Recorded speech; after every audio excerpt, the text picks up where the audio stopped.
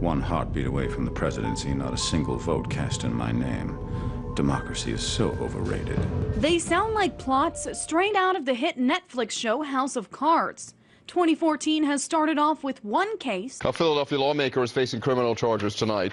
Investigators say State Representative Jose Miranda concocted a scheme to funnel thousands of dollars to his sister. After another, the two-term Democratic senator from Montebello is charged in a 24-count felony indictment. After another of political corruption bringing powerful politicians to their knees. In Florida, the New York Times documented we had 3 of our mayors arrested on corruption charges in just 1 month. That was last year, and Florida is gaining a reputation as a corruption capital in the U.S. Most recently, California State Senator Ron Calderon was charged with 24 counts of fraud, conspiracy, money laundering, and helping file false tax returns after accepting $100,000 in exchange for favors and also facilitating a $500 million healthcare fraud scheme. Despite the evidence and even getting caught in an FBI sting, Calderon has pled not guilty. They felt they were a world away. They operate that way. And now in the legal system, they think they're above it as well. And that's why the plea. They think a technicality or a loophole or somebody maybe won't testify or a piece of paperwork.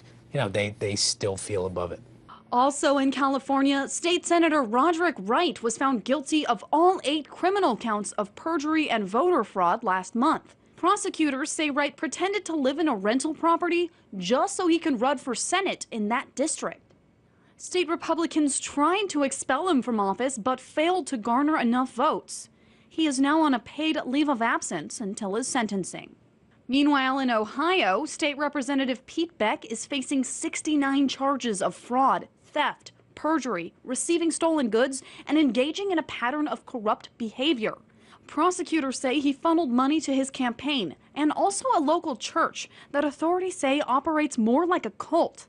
Beck pleaded not guilty and is even seeking re-election. Things aren't much better across the country.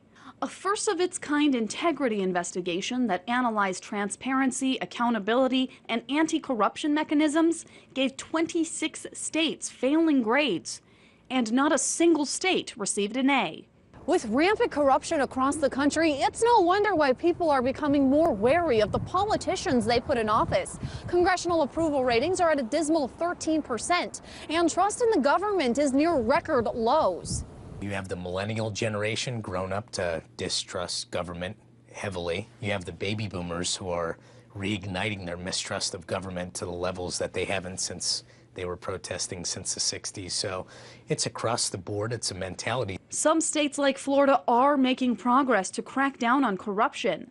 The nonpartisan Integrity Florida Group is working on reforming ethics by helping craft transparency, accountability, and finance laws. Our group came together. We're in our 3rd year of operations. We began traveling the state, building public support for ethics reform, and thankfully our lawmakers took action in a bipartisan way after more than 3 decades, passing the most comprehensive ethics reform bill that Florida has seen since the 1970s. But there's still a long way to go. Could the media help and expose these a lot more? Sure.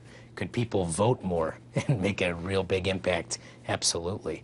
There's a lot more that could be done, but at least it's starting. In the end, it's up to the public and the press to demand accountability if they don't want a series like the House of Cards. For those of us climbing to the top of the food chain, there can be no mercy. To become more fact than fiction. In Washington, Meghan Lopez, RT.